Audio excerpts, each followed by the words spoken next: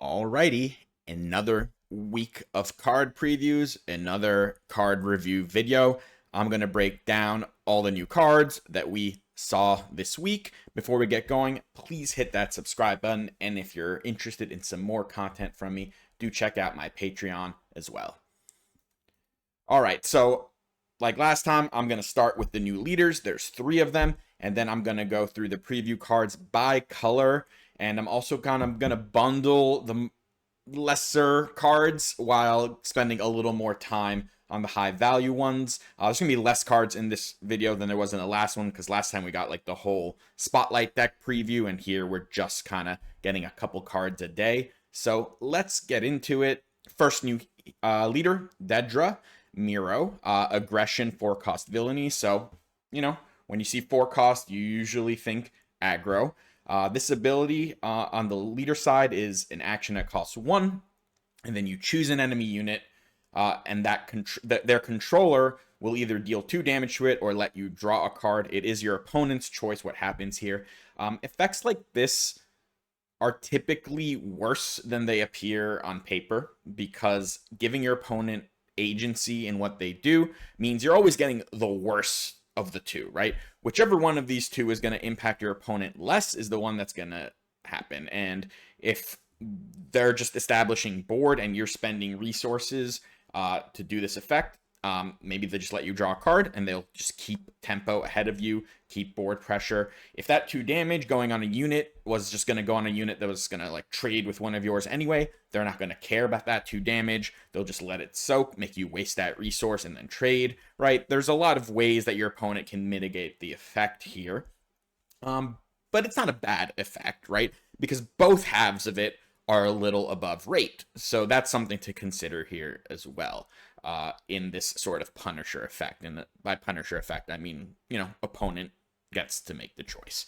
As a unit, it is a 4 flip, 2/5. So, solid stat line. Getting that 5th point of health is very important, especially for aggressive leaders. And it says while you have more cards in your hand, this will have raid 2. So it will attack as a 4/5 if you have more cards in your opponent.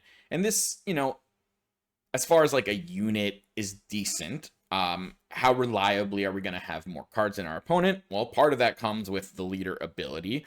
If your opponent is more apt to let you draw cards instead of putting 2 damage into their units, then yeah, you'll probably have more cards. There's other things, of course, you can draw cards. In like mono red, this looks like a decent turn to use the aggression double red card to draw a card and get some other effect. So there are ways to get some extra cards and potentially turn this on. My overall feelings on this one is I think this leader reads much stronger on paper than it will play out. I actually don't think this is going to be that good. I think the ability costing 1 resource puts you in a really challenging position as an aggressive slanted deck. It is not a particularly board affecting ability, right? First of all, drawing a card is never board affecting. That's always going to be negative tempo. The 2 damage on a unit could also not really affect board if your opponent doesn't care about that 2 damage, right? And you are an aggressive deck, you need to actually try to get ahead in tempo with units and things on board, and spending a resource to play off curve in the early turns, especially like in a leader that needs to flip on 4. If you're spending resources in the first couple turns, I mean, are you playing just a 1-drop and this ability on turn 1? Are you like not playing a 3-drop on turn 2? You're coming out by turn 3, and you're going to need to find some ways to draw cards. Otherwise, you're just a vanilla 2/5. And in that case, that's not a particularly useful unit, right? 2/5 on the ground, not great. 2/5 raid 2 is definitely good if we're being aggressive. But I just don't think it works in tandem with the ability. The ability doesn't feel like an aggro style ability. It feels more of a long game grindy ability where you try to extract as much value from extra resources throughout a game. And maybe that is the angle to take this, and we need to like view this 4-cost leader not so much as an aggro leader, but using this 4-cost early deploy to help fight for board advantage, and having this ability throughout the game to potentially draw us a couple cards or create more favorable trades. And that is kind of appealing when I think about it, but I still am not sure I really like this ability in general. I think one cost abilities on leaders have tended to underperform. There aren't very many good ones. It's just really difficult usually to justify using that resource, because almost always that resource on your leader ability is an effect that is less valuable than a resource when you spend a card from your hand. And that is the case here, even though it is both halves of these are a little more powerful than most. Letting your opponent choose definitely lowers the value there. So overall, I think she's okay. And I do think that she reads stronger than she will play out. All right, next leader, one of the weirdest ones. This is Satine. It's a 5-flip leader in Heroism Vigilance. Front side ability. Action, heal 2 damage from a unit. If you do, deal that much damage to your base. Interesting. I mean, healing 2 from a unit for a free action is pretty powerful. Now, putting it into your base is definitely a trade-off here. But if you get to keep units around, I think that trade is generally worth it. The weird part is the unit. This flips into a 0-8 Restore 4. Well, that's not good as is. 0-8, this does absolutely nothing. This is like a static effect that maybe heals you 4, maybe heals you 8, but creates 0 value on board, right? This can be removed with 0 consequences from your opponent because it doesn't deal any damage back to anything. So it's less a unit and it's more of just like a heal event that happens over time if your opponent lets it. Now, that doesn't include the fact that this can become an upgrade target, right? You can put, it's a Mandalorian. You could put a Darksaber on it and become a 4/11, but like, is that even good, right? There's 3/7 leaders. They don't usually revolve around sticking a giant upgrade on them. And I would argue 3 points of power on the attack on the front end is worth much more than 1 point of health on the back end, and is not going to like significantly alter how good of an upgrade target this is, right? We've seen Nala say is like a 1/7 4-flip leader.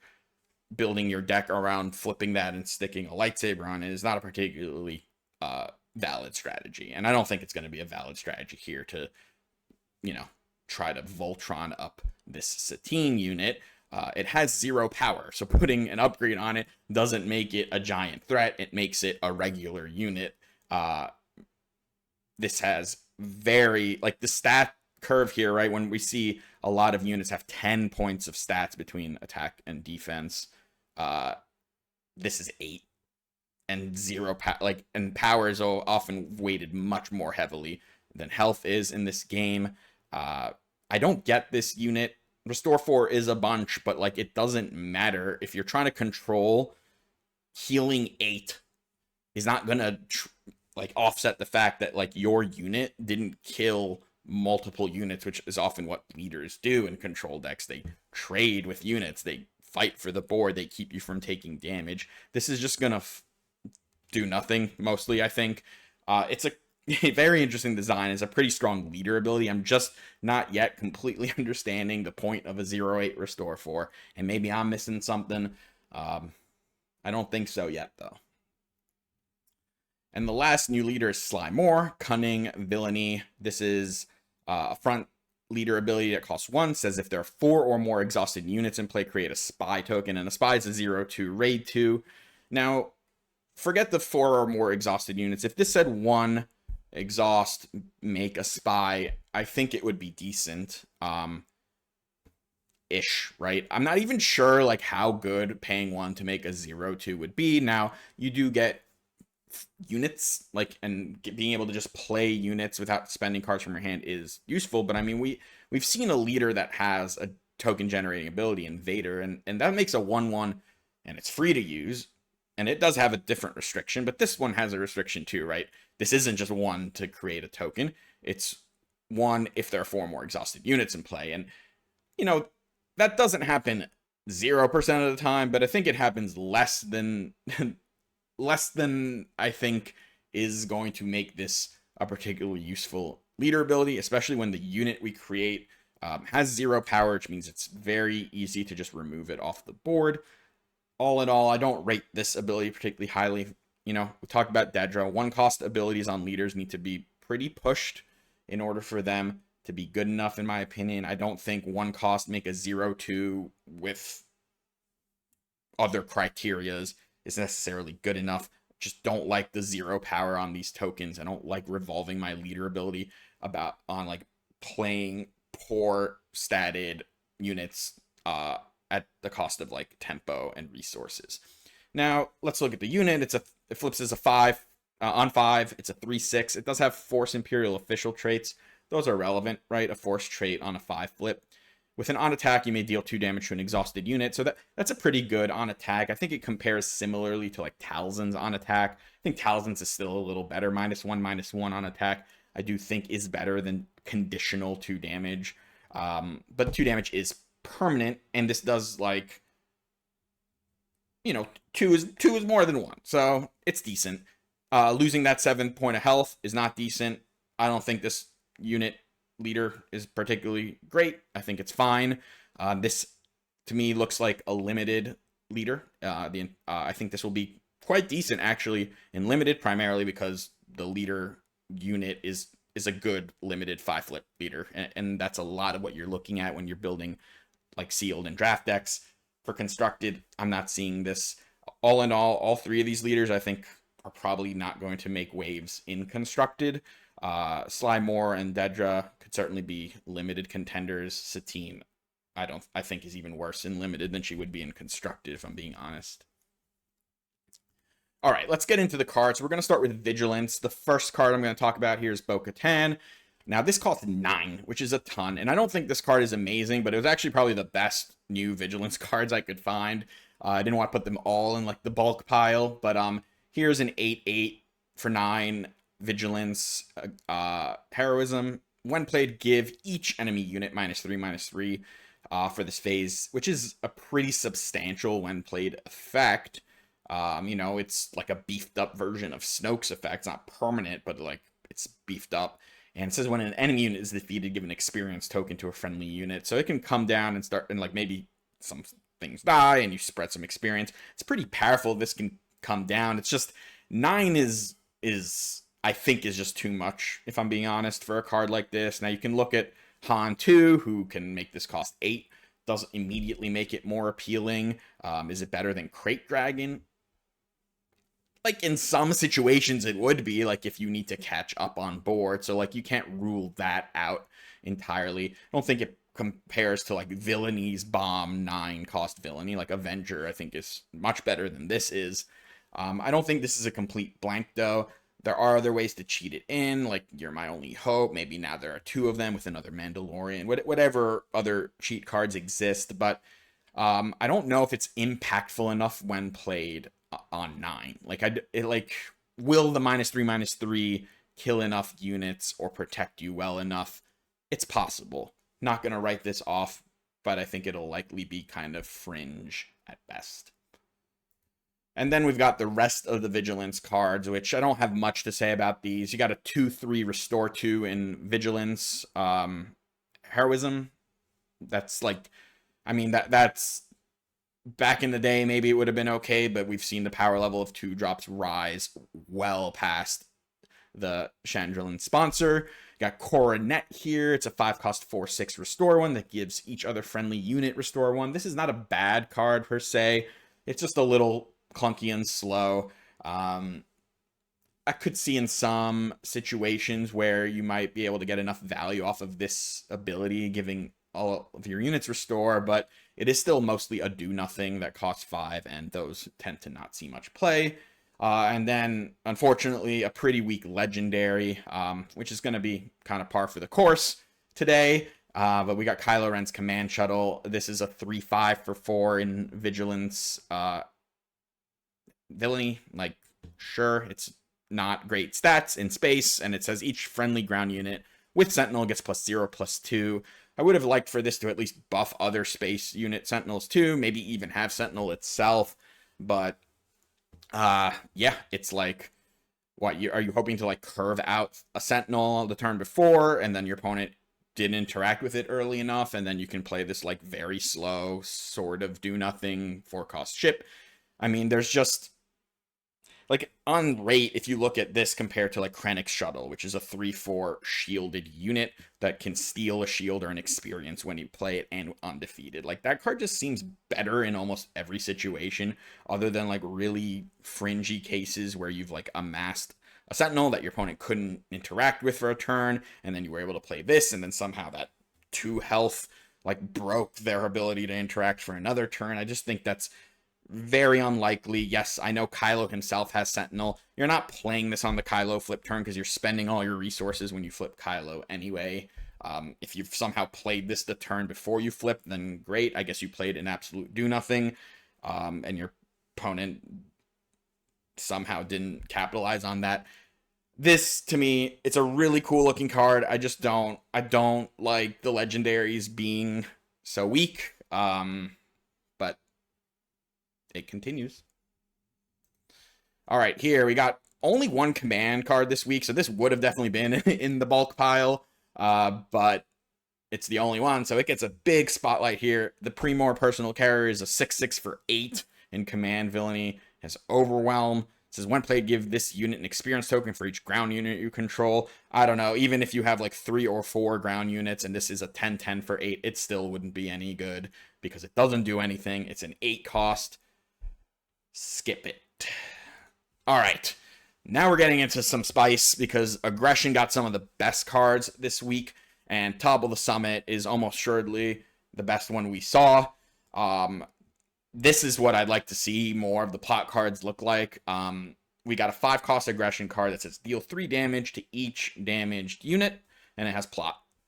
So, of course, you can do this immediately when you flip your leader, but you don't have to. And this is the kind of card that, even though it will be a very situational, it's a kind of, it could come up and be useful outside of the plot in some cases. But the plot is what kind of puts this over the top, and we're going to talk about 2 leaders specifically with this that kind of go crazy with this plot. And the first is Kira.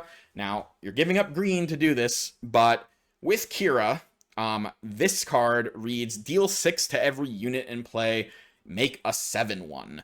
Right? Your Kira flips, she has everything, which means anything with 6 or less health will essentially die because they'll take 3 damage or however much damage, and then another 3 from this, they will all be damaged. The only things that could survive are things with more than 6 health or shielded units.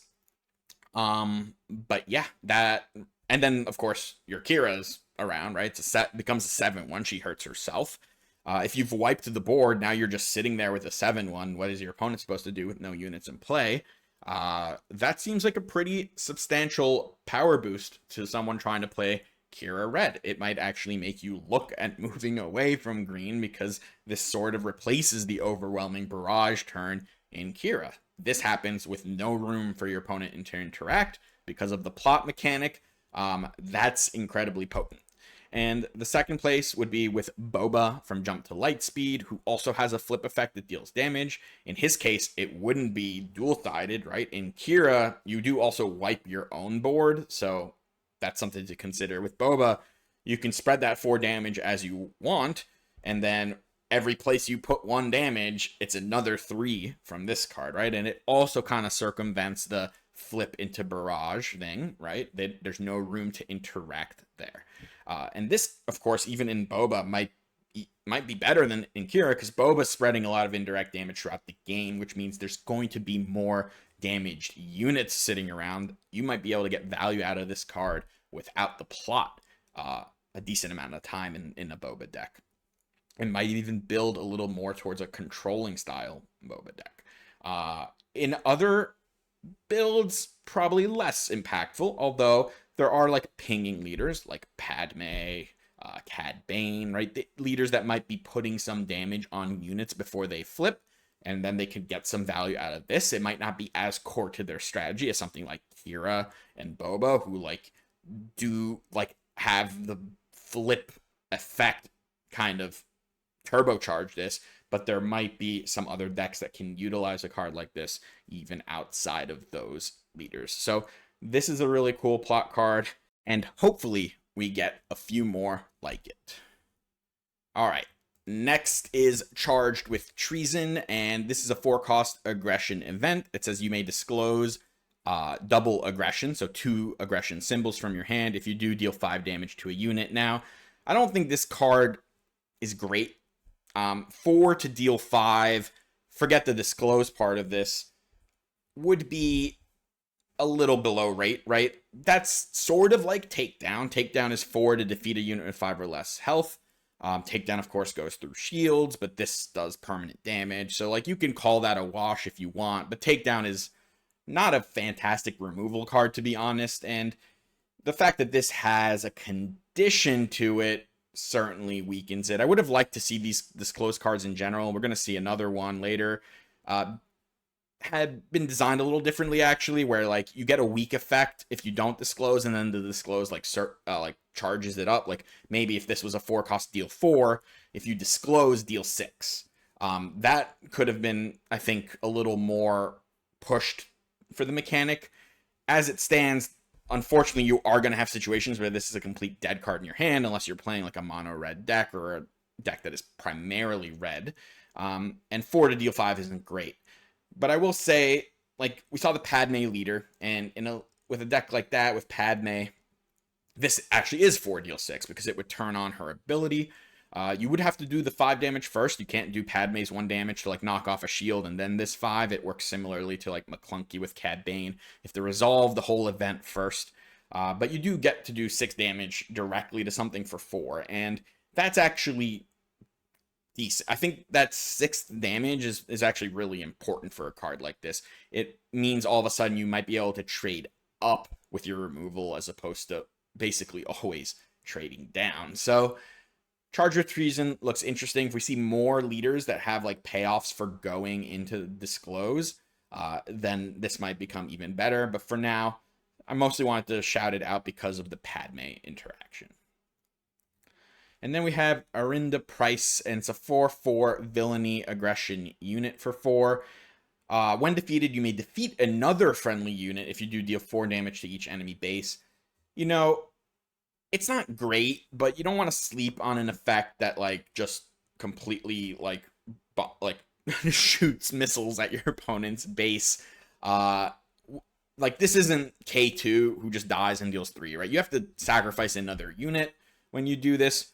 And you're probably going to need to be playing in a deck that has fodder if you're going to do this. Now, one place you can look to get even more explosion out of this would be with Thrawn from Jump to Lightspeed, who gets to double on defeated effects, or when defeated effects, I should say. Now, you would need to defeat 2 friendly units in that case, which isn't super easy, but doable. And, you know, if it's just to finish off a game and deal 8 to your opponent's base, it doesn't really matter what units you're defeating. So there is something interesting about this. The stats are below rate for a 4-drop. Early in the game, it would be probably way too much negative tempo to use this effect, unless you have things that die to make other units, like the token generators from Twilight, for instance.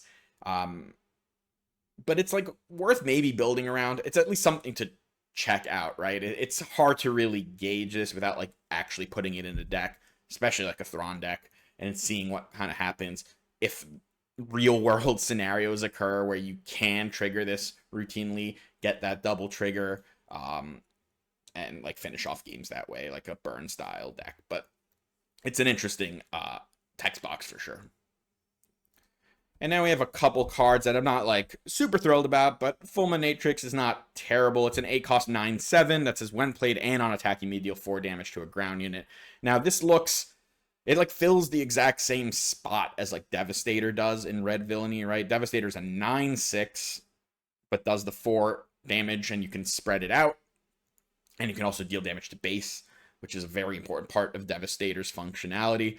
This you can't, but it does, of course, have a little extra value once it starts attacking, because it can shoot units when it attacks. Now, This is also a capital ship, so of course you can look at redundancy in a Piet deck. Now it's not just Devastator in that slot, you might also include Fulminatrix. I don't see this ever being better really than Devastator, but it doesn't mean it might not see some adjacent play next to it.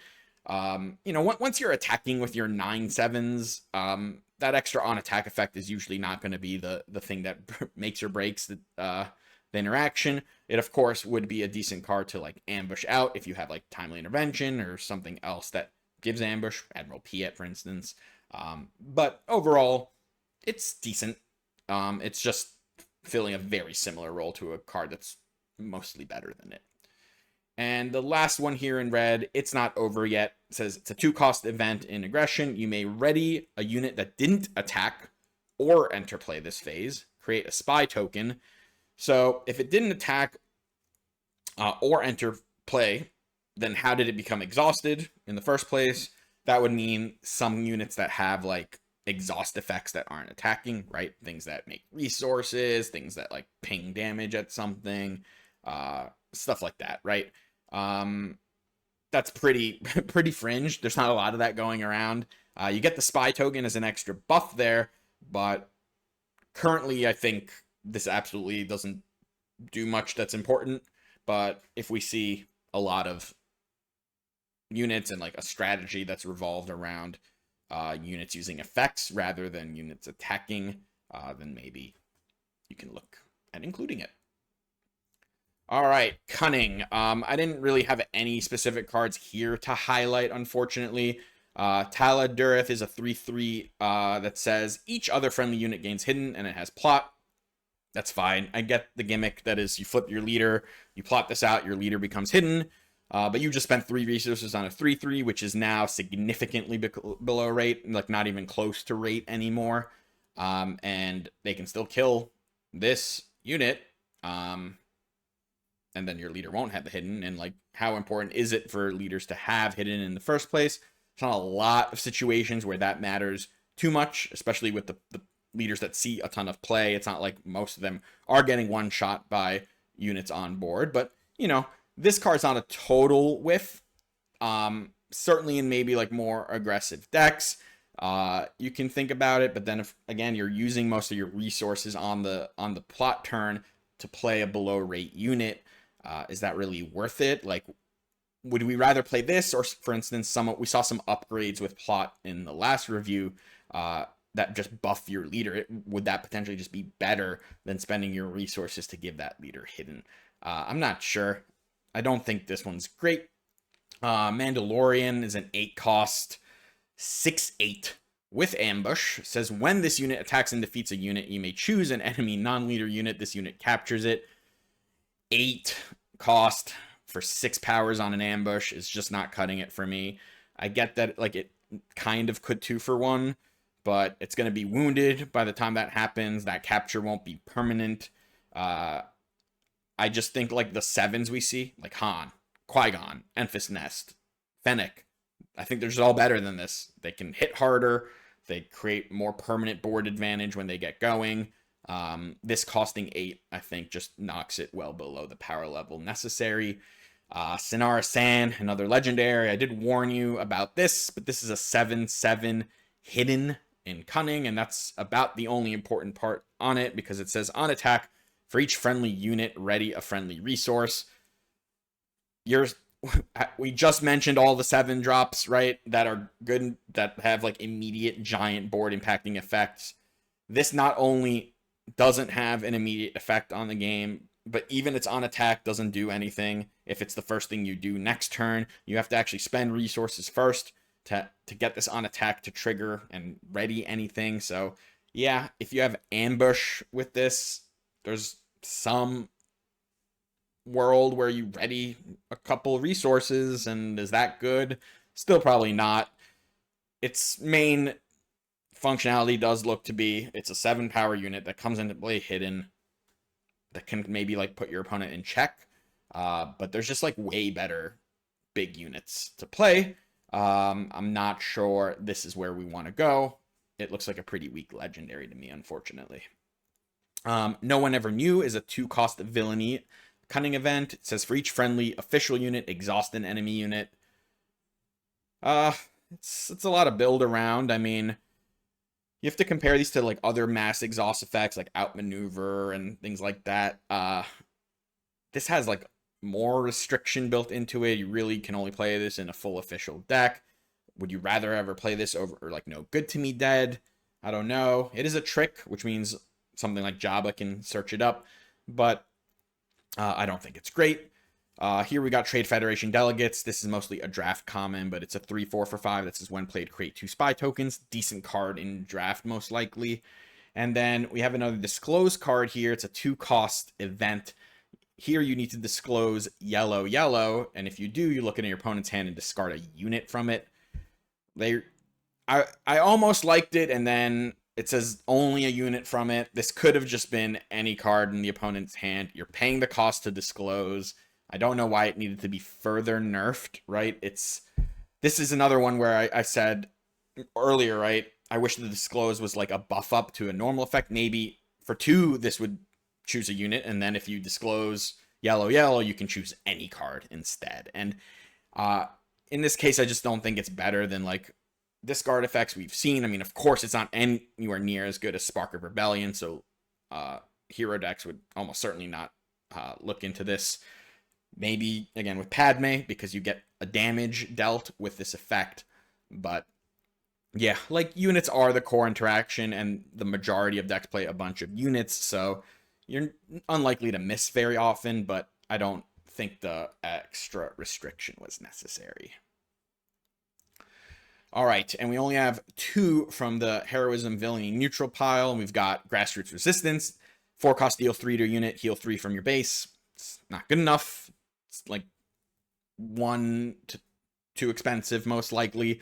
4 to deal 3 is just not going to be enough tempo. It's not going to kill enough units. It kills some 2-drops. It doesn't even kill all 2-drops anymore when most of them have 4 health. So it's a little unfortunate that it's almost there. It's a cool card. Like, deal 3, heal 3 is a pretty classic line of text, but it's a little overcosted here. And then Elia Kane. This is a 4-cost villainy 3/6 raid one. So as far as stats are concerned, I would still call this slightly understated. I mean, we can compare it straight up to like Lone Pike. That's a 4/6 for 4 that also has smuggle and then also has like a relevant on attack. And that card doesn't see tons of play, to be honest. This is better stats than some 4-drops that see play, like the Quinlan 4-drops, like Ahsoka and Kira, but they have very powerful when played. And let's take a look at this when played and kind of know why I'm kind of down on this card. When played, look at 3 enemy resources. You may defeat one of them. If you do, its controller puts the top card of their deck into play as a resource and readies it. The idea here is this is kind of a hate card for plot. Unfortunately, it's not a good hate card for plot. Let's compare this to Scanning Officer. Scanning Officer, when it defeated the smuggle cards, right, it exhausted the resources. And that was the main function of it.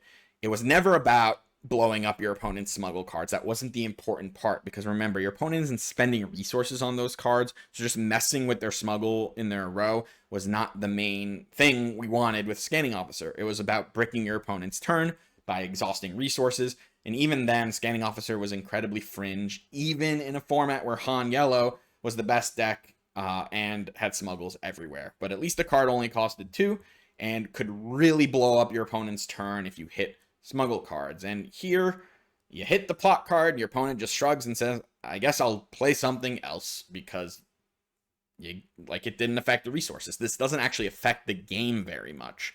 The resource gets readied. I mean, that's even crazier, because your opponent could have already spent resources, and now if you're blowing up a resource, they actually get to get a boost, right? They get to ready something. This isn't good enough as a hate card. It needed to do something more. Blowing up the plots that's not the key. It's bricking the resources, or maybe if it dealt damage for each plot card you see, or something. Just removing it and letting your opponent replace it with another readied resource is not going to be a relevant enough reason to include this card in your deck. And because the stats are only fine, but not incredibly pushed for a 4 cost, it's unlikely to see much play. All right, that's it for week 2. You know, it was a little weaker of a week than week 1. I think we did see a few power cards. I think that plot card, Topple the Summit, it's crazy powerful. Saw some very unique leaders, and while I don't think they are necessarily going to become like top tier constructed leaders, a couple of them look quite decent and limited. And, you know, even Satine, that's a wild sort of design, and maybe I'm missing something there, and it actually will be much better than I think it is. And like Dedra too, I think like there's room for these leaders to be better than I think they are at first glance. Hopefully we see some more legendaries that are a little more pushed, because again, just don't understand the idea of making so many weak cards at that rarity. They are supposed to be the exciting cards you open in packs. If none of them are exciting to open in a pack, then why are they legendary, right? Why do we have them in that rarity slot? So again, hope to see some more good ones. Let me know what you think of these cards in the comments, and until next time, take care.